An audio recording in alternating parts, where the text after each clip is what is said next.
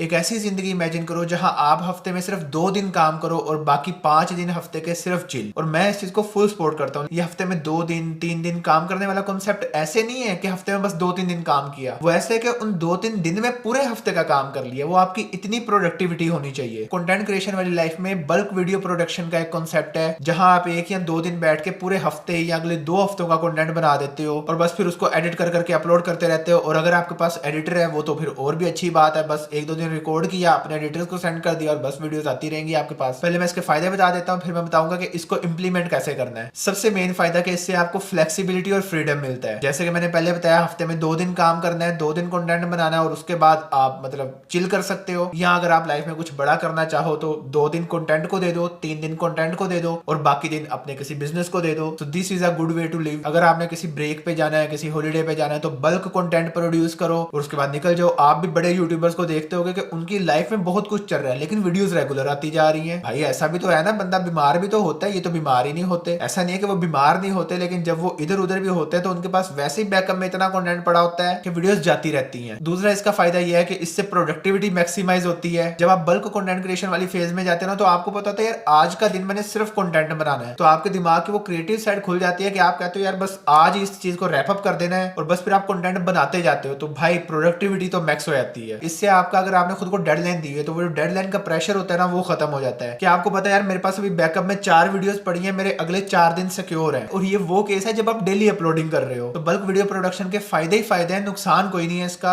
अब मैं आपको बताता हूँ कि इसको करते कैसे हैं, लेकिन वो बताने से पहले ये वो चीज है, बल्क वीडियो प्रोडक्शन वो चीज है जो एक छोटे यूट्यूबर को बड़े यूट्यूबर से अलग कर देती है। मैं ये नंबर्स के हिसाब से नहीं कह रहा, मैं ये माइंडसेट से बात कर रहा हूँ। क्योंकि जो यूट्यूबर बड़ी पिक्चर ही नहीं देख पा रहा, वो ये चीज देख ही नहीं पा रहा कि मैंने अपने कंटेंट पे कंसिस्टेंट रहना है और उसके लिए मुझे ये स्ट्रेटेजी अपनानी है कि मुझे बल्क वीडियोस को प्रोड्यूस करना है। तो वो शायद कहीं ना कहीं लॉन्ग टर्म का सोच ही नहीं रहा, वो लॉन्ग टर्म गेम को खेलने नहीं चाह रहा। तो मैंने इसकी इंपॉर्टेंस बता दी। अब मैं आपको बताता हूँ कि आपने इसको करना कैसे है। तो सबसे पहले एक प्रोजेक्ट मैनेजमेंट टूल चाहिए होगा आपको। इसके बारे में डिटेल डिस्कशन अगले चैप्टर्स में आएगी, लेकिन फिलहाल हम लोग चीजों को इजी रखने के लिए कोई गूगल शीट यूज कर लेते हैं, गूगल डॉक यूज कर लेते हैं, या कोई भी मतलब नोट पैड यूज कर लो, या और भी सिंपल करना है तो कॉपी पेंसिल तो है ही। फिर तो एक कॉपी पेंसिल पकड़ो और ब्रेनस्टॉर्मिंग के सेशन में चले जाओ। 5 से 10 आइडियाज निकालने, और आइडियाज कैसे निकालने हैं वो भी हमने पिछले लेक्चर में बात की थी, आपको याद होगा, जिसमें मैंने वो 10 क्रिएटर की 10 वीडियोस वाला भी एक आइडिया बताया था, या और भी मैंने काफी आइडियाज बताए थे। तो उन चीजों को जहन में रखते हुए कोई से 5 से 10 आइडियाज निकाल लो। उसके बाद इन आइडियाज की आउटलाइन लिख लो, इसमें क्या क्या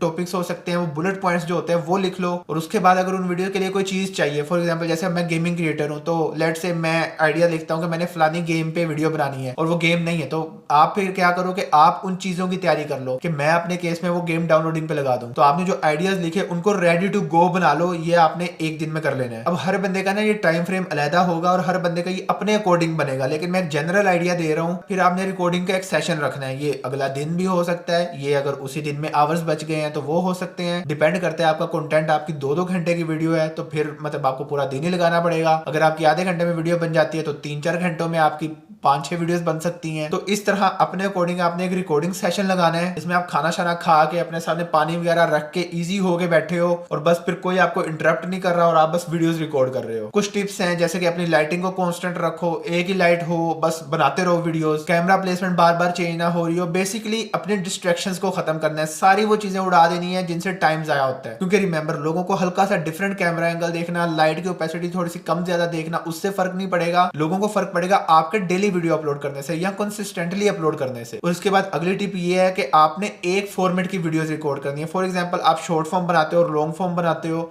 तो आपने उस सेशन में सिर्फ लॉन्ग फॉर्म पे फोकस करना है ताकि आपको कैमरा बार बार चेंज ना करना पड़े। और तो शॉर्ट फॉर्म में और लॉन्ग फॉर्म में माइंडसेट भी थोड़ा सा चेंज करना पड़ता है, तो वो माइंडसेट शिफ्ट भी ना आए और आपको वो जो क्रिएटिव जोन है ना वो आप सेम जोन में रहते हुए बस वीडियोस बनाई जाओ। मैं एक जेनेरिक बात बता रहा हूँ कि लेट्स से आप एडिटिंग भी खुद करते हो अपनी वीडियोस की, तो आप क्या कर सकते हो कि आपने 3 वीडियोस बनाई, आप तीनों को कट करके रख लो पहले, उसके बाद टेक्स्ट लगा लो, एनिमेशंस लगा लो, मतलब कि आप बैच एडिटिंग कर रहे हो और जो सेम एलिमेंट्स हैं वो एक साथ गुजार रहे हो हर वीडियो में से। लेकिन ये चीज उस वक्त एप्लीकेबल है जब इनमें से कोई वीडियोस आपने इमीडिएटली अपलोड नहीं करनी, ये आप अगले वीक के लिए बैकअप बना रहे हो, तो ये चीज उस वक्त एप्लीकेबल है। उसके बाद इनको आप अपने शेड्यूल के मुताबिक जो आपने अपनी ऑडियंस के साथ कमिट किया हुआ है उसके अकॉर्डिंग यूट्यूब पे शेड्यूल कर सकते हो और एडवांस में अपने दूसरे सोशल मीडिया इंस्टाग्राम वगैरह पे स्टोरीज लगा के बता सकते हो कि वीडियो आ रही है, मतलब इस तरह की चीजें। That's how you work smart instead of hard, और आप कंसिस्टेंट भी रह सकते हो। जैसे मैंने आपको बताया कि आपने ब्रेनस्टॉर्मिंग करनी है, आइडिएशन करनी है, फिर स्क्रिप्टिंग करनी है, उसको आउटलाइन चीजों को कर लेना है। तो ये जो मेरा प्रोसेस है मैं आपको अपना प्रोसेस भी दिखा देता हूँ। ओके, तो ये आप देखो स्क्रीन पे देख ही रहे होगे ये टॉपिक आइडियाज। तो ये मैंने सारे टॉपिक्स एडवांस में निकाले हुए हैं। इसका मतलब ये है कि मैंने जब भी वीडियो बनाने बैठना है मैंने बस यहाँ से टॉपिक देखना है और उसके बाद I can just record the video. उसके बाद मैंने ये सीरियस टॉपिक के आइडियाज भी निकाले हुए हैं, ये जेनेरिक टॉपिक्स हैं, ये कुछ सीरियस टॉपिक्स हैं। ये जो टूल है ये अगले लेक्चर में आएगा, तो इसलिए टेंशन ना लेना आपको अगर समझ ना आ रही हो। फॉर एग्जाम्पल जैसे kill your comfort zone before it kills you, ये वाली वीडियो हो गई थी तो इसको मैं यहाँ ये डन वाले सेक्शन में डाल दूंगा। उसके बाद ये देखो ये वो सारी वीडियोस हैं जो इस वक्त एडिटिंग फेज में है, तो यहाँ से मुझे पता चल जाता है कि ये वीडियोस एडिटिंग में है। और ये देखो ये वाली वो वीडियोस पड़ी हुई हैं जो इस वक्त एडिट हो रही हैं। ये आगे रिकॉर्डेड वीडियोस जो एडिटिंग में गई हुई हैं, ये इस वक्त इन प्रोग्रेस है जो करंटली एडिट हो रही हैं। तो इस तरह करके आप बैच प्रोडक्शन कर सकते हो। तो एक ही दफा कंटेंट बनाओ, 5-7 शर्ट्स अपने पास रखो, हर वीडियो में शर्ट चेंज कर लो, पैंट सेम रहे क्योंकि पैंट तो नजर भी नहीं आती। तो ये वो चीजें होती है जो आप वक्त के साथ साथ सीखते हो। मैंने आपको एक मेन आइडिया दे दिया, अब इसको आप अपने अकॉर्डिंग स्ट्रीमलाइन कर सकते हो। So alright that's it. हम लोगों ने ये देख लिया कि वीडियोस को प्रोड्यूस कैसे करना है। अब उन वीडियोस को अपलोड करते हुए जो यूट्यूब एसईओ है उस पर बात करेंगे अगले लेक्चर में। तो फिर मिलते हैं।